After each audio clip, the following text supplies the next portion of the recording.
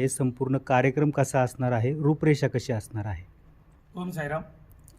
खरं तर सर, हा नारायणगावकरांचा फार मोठा योग आहे या दिवशी.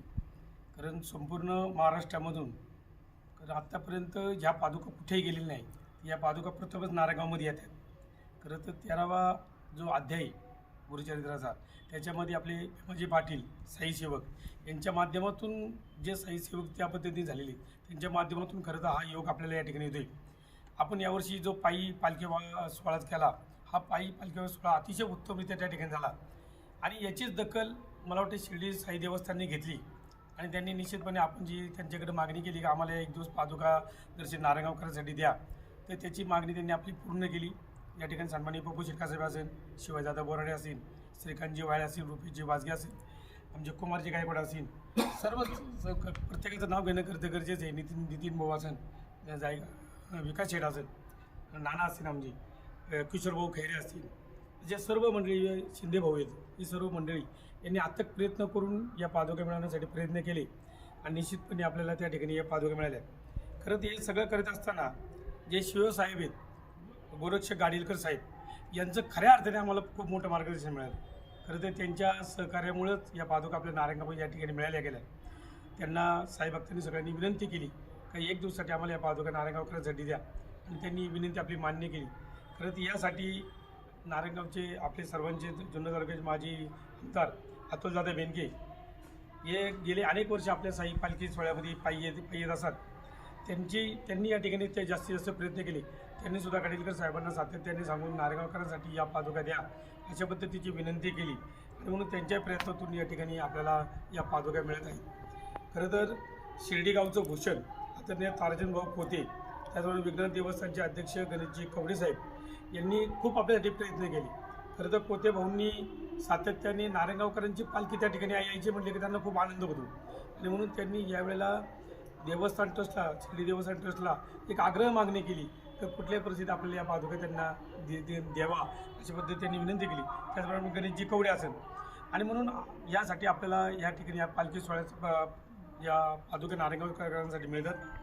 खरं तर हे मिळत असताना सर्वात महत्त्वाचं म्हणजे मुक्ताबाई काळोबा देवस्थान ट्रस्ट यांच्याकडे आपण या ठिकाणी विनंती केली. कारण देवस्थानची एक नियमावली आहे, त्यांना एक मोठं समाज कार्यालय पाहिजे, त्या ठिकाणी त्यांच्या पादुका ज्या ठिकाणी ठेवायचे तिथं गर्दी झाली नाही पाहिजे, प्रत्येकाला दर्शन झालं पाहिजे, प्रत्येकाला महाप्रसाद मिळाला पाहिजे अशी त्यांची भूमिका आहे.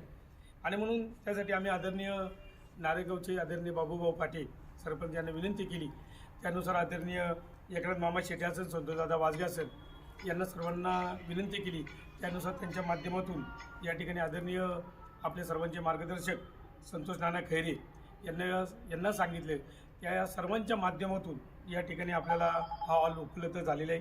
तर ते या सर्वांच्या माध्यमातून हा हॉल उपलब्ध होत असताना आम्हाला खऱ्या अर्थाने मनस्वी आनंद झाला.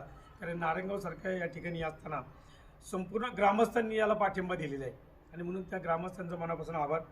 खरं तर याच्यामध्ये वैशिष्ट्य असे की 35 वर्ष ज्यांनी साईबाबांच्या समाधीच्या ठिकाणी खरं तर अवरात्र सेवा केली ते बाळासाहेब राजाराम जोशी, खरं तर हे खूप मोठे साईभक्त आहे, ते ह्या कार्यक्रमासाठी या ठिकाणी येत आहेत.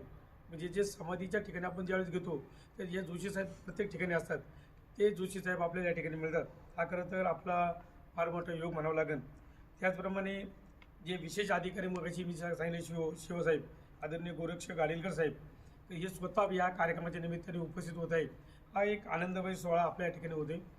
खरं तर हा सोहळा साजरा होत असताना सकाळी 9-9:30च्या दरम्यानमध्ये या पादुका आपल्या इष्टी स्टँडच्या जवळ येतील.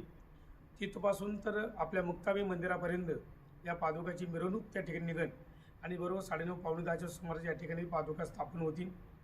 पादुका स्थापन झाल्यानंतर प्रत्येक नारायणगावकरातील भक्तांना या ठिकाणी जो दर्शनाचा लाभ त्या ठिकाणी मिळेल. सकाळी 10 ते रात्री 10 वाजेपर्यंत दर्शनासाठी वेळ दिलेली आहे आपल्याला.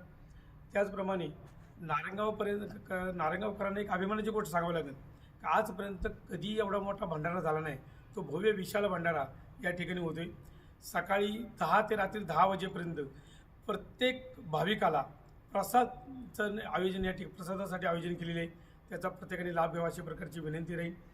त्याचप्रमाणे नुसतंच भक्तीच्या मार्गाने न जाता प्रत्येक साईभक्ताचं आरोग्यसुद्धा चांगलं राहावा यासाठी संजय असन यांच्या माध्यमातून प्रत्येक पेशंटला तिथपर्यंत पोहोचवण्याचं आम्ही काम करणार.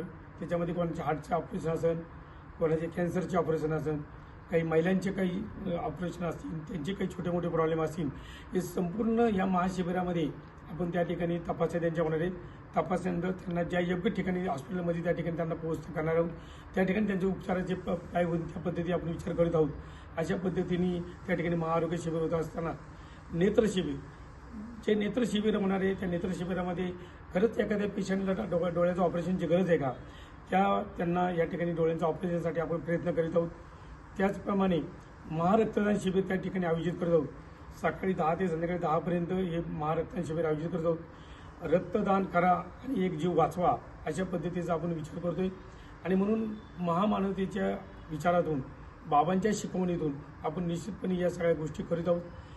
आपण सर्वांनी या ठिकाणी उपस्थित राहावा, हा एक आपल्याला सर्वांना तुमच्या माध्यमातून या ठिकाणी आम्ही विनंती करतो.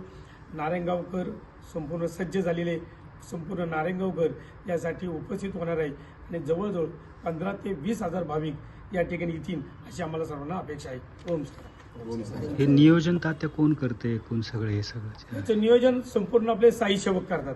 इथं कोणी पदाधिकारी नाही, कोणी अधिकारी नाही. आम्ही फक्त साई भक्त वेडे आहोत. आणि मग साई भक्तांच्या वेड्यांचं फक्त एकच मत आहे, बाबांच्या सेवेसाठी आपण सगळ्यांनी पुढे जायचं. ज्या ज्या ठिकाणी बाबांची सेवा करता येईल त्या त्या ठिकाणी करायचे. हे ओम साई द्वारका माई पायी वारी यांच्या माध्यमातून हा सोहळा या ठिकाणी होतोय. आणि ओम साई द्वारका माई असणारी ही आमची संपूर्ण टीम आहे. या टीमच्या माध्यमातून हा या ठिकाणी उपक्रम होतो. म्हणजे भंडारा आणि दर्शन सकाळी 10 ते रात्री 10. रात्री 10 म्हणजे दिवसभर पादुकांचं दर्शन या ठिकाणी. पादुका दिवसभर या ठिकाणी दर्शनासाठी उपलब्ध राहणार आहेत. प्रत्येक भाविकांची या ठिकाणी गर्दी होऊ नये म्हणून आमचे जवळजवळ या ठिकाणी 60 स्वयंसेवक आमचे साई सेवक म्हणून तयार आहेत. त्यांच्या माध्यमातून या ठिकाणी प्रत्येक भाविकाला या ठिकाणी पादुकाचं दर्शन घेतल्यानंतर या ठिकाणी खालच्या हॉलमध्ये लगेच जेवणाची व्यवस्था केली आहे. त्यांनी प्रसाद घेतल्यानंतरच जायचं अशा पद्धतीचे या ठिकाणी नियोजन केलेलं आहे. ओके. ओम साईराम. आम्ही सर्व द्वारकामाईवाले साईबाबांचे सर्व निस्सीम भक्त या ठिकाणी उपस्थित आहे.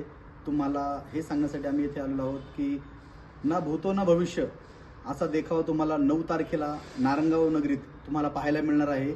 आणि त्या इतिहासाचे साक्षीदार होण्यासाठी तुम्ही सगळ्यांनी सहकुटुंब सहपरिवार सकाळी 8:30 वाजता साईबाबांच्या मूळ पादुका आपल्या नारायणगावमध्ये येणार आहेत. प्रथमच उत्तर पुणे जिल्ह्यात पहिल्यांदाच नारायणगावमध्ये साईबाबांच्या मूळ पादुका येणार आहेत.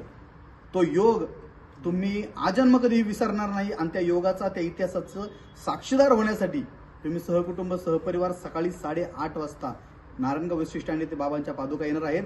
तेथून मिरवणुकीद्वारे आपण मुक्ताई समाज मंगल कार्यालयामध्ये इथे येणार आहोत. तिथून दिवसभर सकाळी 10 वाजल्यापासून तर सायंकाळी 10 वाजल्यापर्यंत आपल्याला बाबांच्या पादुकांचं दर्शन मिळणार आहे. व आलेल्या प्रत्येक भाविकासाठी येथे महाप्रसादाचं नियोजनही केलेलं आहे. साई मंदिरातर्फे व साई सेवकांतर्फे आपल्या सेवेसाठी कुठेही कोणत्याही प्रकारची कमी इथे पडणार नाहीये. तुमच्या आरोग्याची काळजी घेण्यासाठी जसं तात्यांनी आता सांगितले एक महाआरोग्य शिबिरही या ठिकाणी आयोजित केलेलं आहे. व तुमच्या सगळ्यांची भक्ती विलीन होण्यासाठी व प्रत्येक आलेल्या भक्ताला भक्तीत विलीन होण्यासाठी सायंकाळी 5 वाजल्यापासून तर सायंकाळी 9 वाजल्यापर्यंत झाले तुझे दर्शन साई या भजनाचा कार्यक्रम आपण या ठिकाणी ठेवलेला आहे.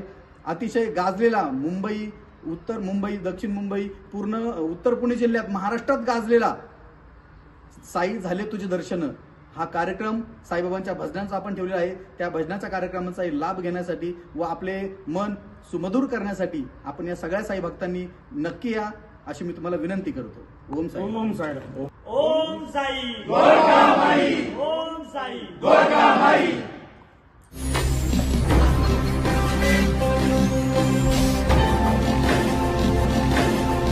ताज्या घडामोडी आणि नवनवीन माहिती मिळवण्यासाठी समाज दर्पण या YouTube चॅनलला सबस्क्राईब करा आणि बेल आयकॉनवर क्लिक करा.